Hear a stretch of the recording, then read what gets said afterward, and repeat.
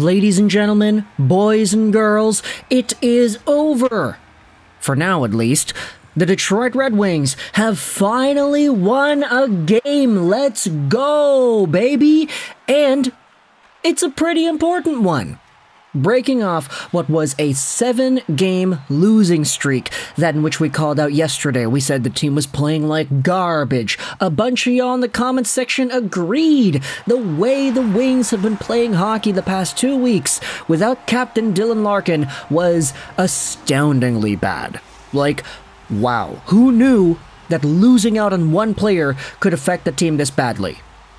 But it turns out that Dylan Larkin and his absence and everybody freaking out, panicking about the Red Wings, turns out that he had enough.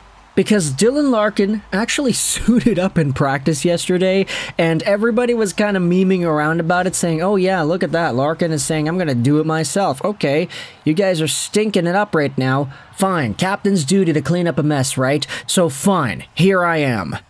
And unfortunately for Wings fans, Dylan Larkin did not end up playing in this morning's matchup against the Buffalo Sabres, but it seems like his spirit, it seems like his presence from yesterday's practice was good enough to put the Red Wings in a better spot, because they beat the Buffalo Sabres in regulation 4-1, and it's one of the most important games because the Buffalo Sabres are in their own playoff race with other teams in the Metro. And hey, spoiler alert, Buffalo has no games in hand. Every other team in that Metro division has games in hand on Buffalo. And with their recent surge and the Wings falling down, you could really see how this was one of these super important games in terms of playoff implications heading into the next few weeks here. And meanwhile, you have yourselves the New York Islanders, who had just lost in overtime. So, hey, they had themselves a fighting chance. It was Bo Horvat who tied the game up with minutes to go, seconds to go, actually. But then Brady Tkachuk just scored in OT to prevent the Islanders from getting the extra points. So, there you go. Playoff race is on and going. But let's focus on this Detroit Red Wings and Buffalo Sabres game. Guess what? The team went out there and finally played good hockey. It took them a while to get there. I will say the Red Wings in the first period were not particularly the best. I mean, you had a 1-0 goal scored here by Tage Thompson to get things started.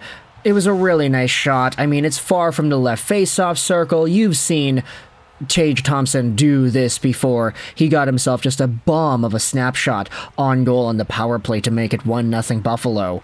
But realistically, that first period, it was kind of Buffalo's to win. The Red Wings, though, unfortunately did not get off to the best of starts, but hey, that's why you play 3 periods, right, and not 1. After the first period, the Wings decided to wake up and play what I saw a lot of Red Wings fans, especially on the podcast scene, calling the best period of hockey the Wings have played in a long time. Ryan Hanna went out there and said that on Twitter. The Wings, oh baby, 2 goals, and they look pretty good. It's Christian Fischer who gets things tied up 5 minutes into the second period off of a very nice opportunity in front. The Wings kind of put on the spin cycle a little bit, honestly. Like, the way the Wings are able to control the puck on the boards, how they're able to grind it out, how they were kind of dipsy-doodling, dropping it off for one guy, quickly picking it up for the other guy, playing it back to the point, Seider getting his shots towards the goal.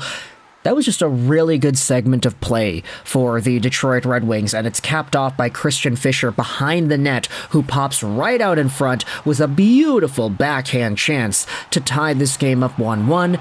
That was the kind of play that you expect from a playoff caliber team. Are the Red Wings that?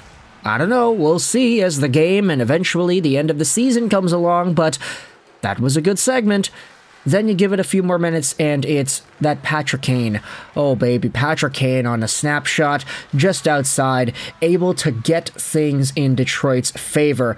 What a beautiful play here. The puck finds its way out in front, and it's JT Compher with the diving pass. He's diving out in front to send it over to the back door, where Patrick Kane is right there, all alone, unchecked, and he's able to bury it. He makes no mistake, gives the Wings the lead, and the vibes. Oh, baby. Detroit came alive alive with this goal right here. You could feel the building. They had that intensity. They knew the stakes at hand. They knew that this was a leading game, that after the second period, the Wings had to play 20 more minutes of hockey, and if they finished it off well, they would snap that 7-game losing streak. The stakes were high. Playoff intensity atmosphere in Little Caesars Arena.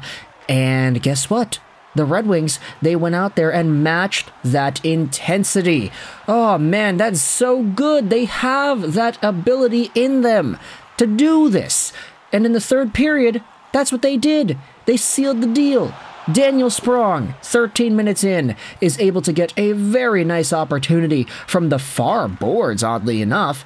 Robby Fabbri gets the assist, and hey, guess what? You take them any way they come, right? Sure, that's maybe not the most dangerous shot placement in the world, but after Robby Fabbri just kind of doing his thing on the side there, throws it over to Sprong, he catches the goalie off balance, which is why he's able to just lob it on goal from very long range, and it gets in. 3-1 Red Wings, add on Lucas Raymond's 20th of the season on the empty net to give Detroit the 4-1 lead, and that is all she wrote. Detroit is back in the dub column, and it's against a team in Buffalo that really kind of needed these 2 points as well. So, moral of the story, Dylan Larkin, I don't care if you don't play for the next 2 weeks. Please keep practicing because your presence is very much appreciated and it makes the team better, oddly enough. Also, it was kind of funny that for the Ottawa Senators and the New York Islanders, that game, as we had said earlier, it went to overtime because Bo Horvat tied things up late in the third period. I saw a lot of Ottawa Senators fans just wanting to go out there and see their own team lose. Not because they're tanking, not because they want the loser points, not because they want a higher draft pick, but because they wanted the Red Wings to be screwed over. That's like the weirdest thing I've ever seen when it comes to the dynamics of hockey teams and hockey fandoms. That this morning, Ottawa fans were like, please lose, Ottawa. Please, Islanders hockey, get back up there and win so that you screw over those folks down in Motown. That is the weirdest thing I've ever seen. But it doesn't matter because the Ottawa Senators, sure, they blew the lead late in their game and the Islanders got the loser point, but they still ended up winning. Ottawa did. So thank you, Brady Tkachuk. Thank you to the Detroit Red Wings for finally getting things back on board. It all started with a great play by Christian Fischer. It then capped off with a beautiful pass to Patrick Kane from JT Compher, Daniel Sprong with the long far shot, and then Lucas Raymond, the empty net goal. Not to mention the goaltending in this one.